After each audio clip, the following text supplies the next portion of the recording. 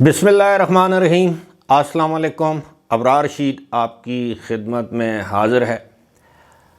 اور آپ سے درخواست کہ اگر ابھی تک آپ نے چینل کو سبسکرائب نہیں کیا تو سبسکرائب کیجئے، بیل آئیکن کو ضرور پریس کیجئے گا جسے گھنٹی کا بٹن یا ٹلی کھڑکانا کہتے ہیں۔ ایک اور افسوسناک خبر، اور وہ یہ کہ آج ایک دہشت گردی کے ایک اور واقعے میں 5 چائنیز انجینئر سمیت 6 افراد اس میں ہلاک ہوئے، جاں بحق ہوئے، اور یہ واقعہ بظاہر تحریک طالبان پاکستان کا لگتا ہے، کیونکہ آج ہی گزشتہ رات آپ کے علم ہے کہ ایک حملہ کیا گیا تھا تربت میں، پاکستان کی دوسری بڑی نیول بیس کے اوپر حملہ کرنے کی کوشش کی گئی تھی جسے ناکام بنایا گیا۔ اس کی تفصیلات اس سے پہلے والی ویڈیو میں موجود ہیں۔ یہ حملہ جو ہے آج والا یہ کیا گیا ہے بشام میں، جو کہ شانگلہ ڈسٹرکٹ کا حصہ ہے، لیکن شاہراہ قراقرم جسے ہم کہتے ہیں، اس پر یہ حملہ کیا گیا کوہستان کے قریب۔ اور ڈی آئی جی مالاکنڈ محمد علی گنڈاپور کے مطابق ایک کار یا گاڑی تھی جس میں یہ حملہ کیا گیا۔ اب ظاہر ہے وہ ایس یو وی ہوگی، بڑی گاڑی ہوگی، اور یہ چائنیز انجینئرز تھے جو کہ داسو جو ہائیڈرو پاور پروجیکٹ ہے اس پر کام کر رہے تھے۔ اسلام آباد سے داسو اس کیمپ میں جا رہے تھے کہ بارود سے بھری گاڑی جو ہے وہ ان کی گاڑی سے ٹکرائی، جس کے نتیجے میں 5 کے 5 چائنیز جو انجینئرز ہیں وہ موقع پر ہلاک ہو گئے، جبکہ جو گاڑی کا ڈرائیور جو پاکستانی تھا وہ بعد میں مقامی اسپتال میں زخموں کی تاب نہ لاتے ہوئے جاں بحق ہو گیا۔ اب یہ ایک کافی کوآرڈینیٹڈ ایفرٹ یا کوآرڈینیٹڈ حملہ لگتا ہے، یعنی ایک طرف بلوچستان اور دوسری طرف یہ علاقہ جہاں پر چائنیز انجینئرز کام کر رہے ہیں۔ اب بلوچستان کے بھی مختلف علاقوں میں آپ کو پتہ ہے گوادر میں بھی چائنیز کام کرتے ہیں، ان پر بھی حملے ہوتے رہتے ہیں، جو کہ ایک افسوسناک بات ہے۔ لیکن کوآرڈینیٹڈ اس طرح کے اس سے یہ ثابت ہوتا ہے کہ جو بلوچستان کے علیحدگی پسند ہیں، BLA بلوچستان لبریشن آرمی، اس کے اور TTP کے آپس میں لنکس ضرور ہیں، روابط ضرور ہیں، اور ان کے پیچھے جو ہینڈلرز ہیں وہ بھی ایک ہی ہیں، جو کہ یہ چاہ رہے ہیں کہ دونوں طرف یعنی بلوچستان میں بھی خیبر پختونخوا میں بھی دہشت گردی کی کارروائیاں جو ہیں وہ تیز کی جائیں۔ اب یہاں پر آپ کو ایک بات بتانا بہت ضروری ہے، وہ یہ ہے کہ یہ آپ کو یاد ہوگا کہ 14 جولائی 2021 کو بھی داسو کے قریب ایک حملہ کیا گیا تھا ایک بس پر جس میں چائنیز سوار تھے، اور اس میں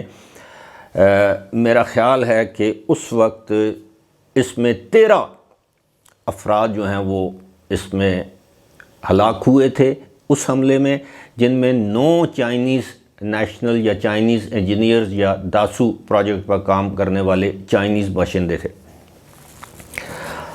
اس کے بعد اگر آپ کو یاد ہو تو کہا یہ گیا تھا کہ جناب یہ تو کوئی میکینیکل فالٹ ہے، بس میں موجود کوئی گیس سلنڈر پھٹا ہے، اس کی وجہ سے یہ واقعہ ہوا، لیکن بعد میں پتہ چلا کہ جناب ایسا نہیں ہے، اور چائنیز نے اس بات پر شدید احتجاج کیا کہ جناب ہمارے بندے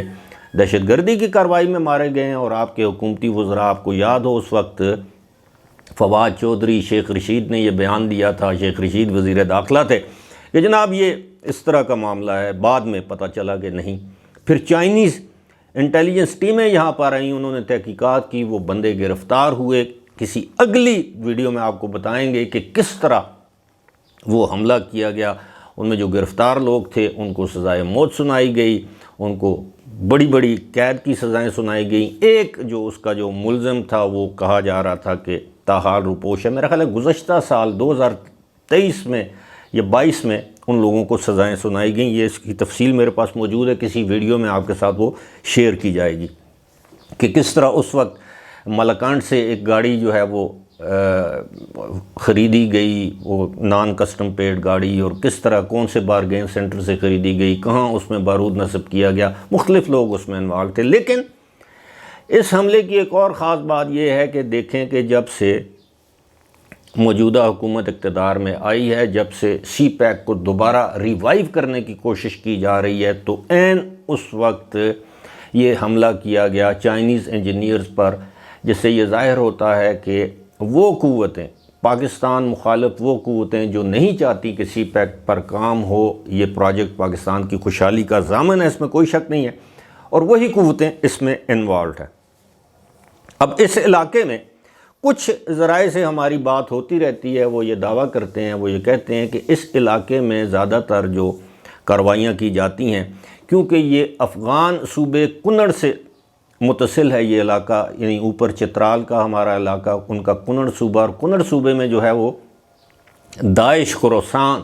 نامی تنظیم جو ہے، جو تحریک طالبان کا ہی ایک گروپ تھا یا حصہ ہے، وہ اس کا گڑھ ہے کنڑ افغان صوبہ۔ اور یہ داعش خراسان نامی تنظیم جو ہے، جتنے بھی یہ واقعات ہوتے ہیں ہمارے دیر، چترال، مالاکنڈ ڈویژن، ان علاقوں میں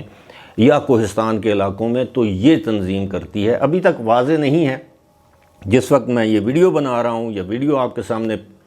ریکارڈ کروا رہا ہوں، تو اس وقت تک کسی تنظیم نے اس کی ذمہ داری قبول نہیں کی ہے، لیکن ہمیں لگتا ہے کہ جس طرح ماضی میں چائنیز انجینئرز پر حملے کیے گئے، وہی تنظیمیں اس میں بھی انوالوڈ ہیں۔ لیکن یہ انتہائی تشویشناک بات ہے۔ ہم ماضی میں اگر آپ کو یاد ہو تو باقاعدہ سی پیک کے لیے اس روٹ پر ایک سیکیورٹی فورس قائم کی گئی تھی، جس میں پولیس کا ایک الگ ڈپارٹمنٹ تھا یا ایک الگ ایک فورس بنائی گئی تھی پولیس کی، جس کا کام تھا ان کی حفاظت کرنا۔ دوسری بات جو سب سے امپورٹنٹ ہے وہ یہ ہے کہ ان کے روابط تھے، یہ کانٹیکٹ میں تھے جو بھی حملہ آور تھے،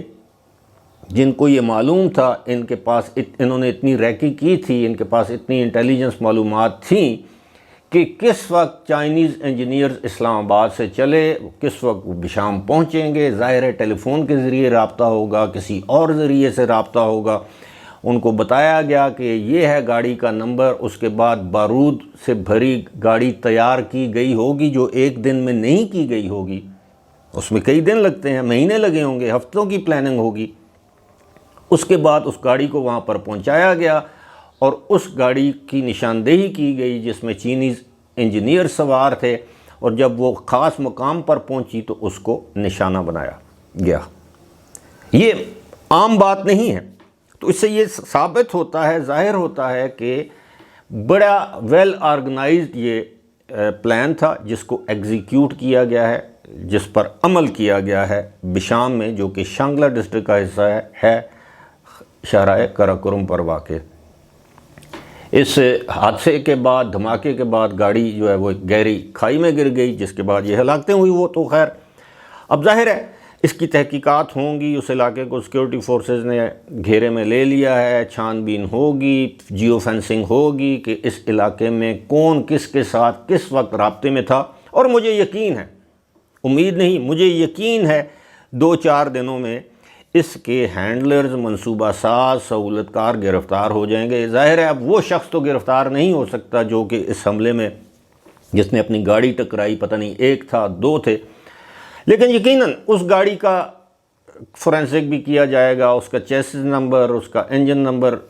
پتہ چل جائے گا، کہاں سے وہ گاڑی آئی، چوری کی تھی، نان کسٹم پیڈ تھی، کس نے خریدی، یہ ساری چیزیں جس طرح پہلے داسو والے حملے میں ساری چیزیں ظاہر ہو گئی تھی، اور میرے پاس اس کی مکمل تفصیلات موجود ہیں، کون کون اس میں شامل تھا۔ اس پر شاید میں نے ایک ویڈیو بھی کر رکھی ہے ماضی میں، لیکن مجھے تاریخ یاد نہیں ہے۔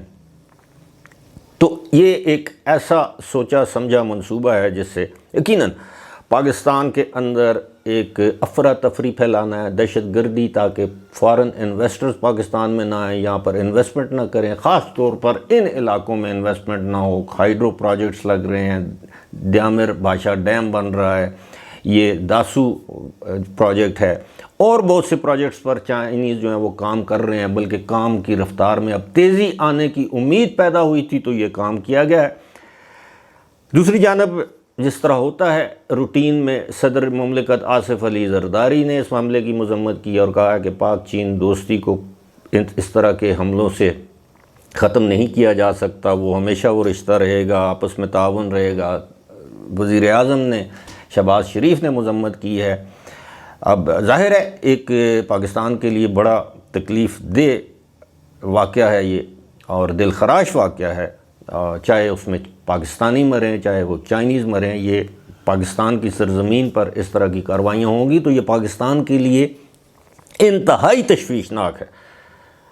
لیکن اب ہمیں یہ بھی سوچنا چاہیے کہ وہ کون سی قوتیں ہیں جنہوں نے ایک مرتبہ پھر یہ سر اٹھانا شروع کر دیا ہے۔ ان کی پشت پناہی کن کو تھی؟ جب سے آپ لوگ شعور میں آئے ہوں گے، مطلب کم از کم 2002 سے ہماری وار اگینسٹ ٹیرر جاری ہے۔ درمیان میں کہا کہ جی نہیں یہ ہمارے بھائی ہیں، بھٹکے ہوئے ہیں، دوبارہ آباد کیا جائے، تو کیا ان لوگوں کے خلاف بھی کوئی ایکشن لیا جائے گا؟ میرا تو خیال نہیں ہے۔ اور بس ہم دعا کر سکتے ہیں کہ اللہ تعالیٰ پاکستان کو محفوظ رکھے۔ پاکستانی پاکستان میں بسنے والے جتنے بھی لوگ ہیں ان کا تعلق کسی بھی مذہب سے ہے، کسی بھی فیتھ سے ہے، ان کا تعلق کسی بھی ملک سے ہے، اللہ تعالیٰ سب کو، پاکستانیوں سمیت سب کو اپنی حفظ و امان میں رکھے، آمین۔ فی الحال مجھے دیجیے اجازت، خدا حافظ۔